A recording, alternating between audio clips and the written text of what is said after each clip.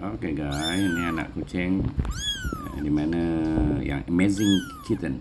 We call it amazing kitten because she have 11 paws or 11 toes. At the back of his front backs, they have 6 toes, and the other side is 5 toes only.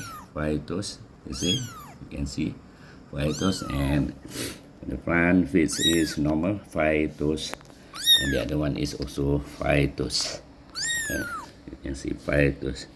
So they have totally 21 toes. So it's very amazing, and seldom we can find the kitten with extra toes.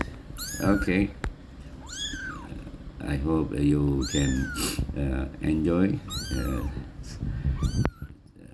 see the different kitten and different type of kitten with different type of back legs.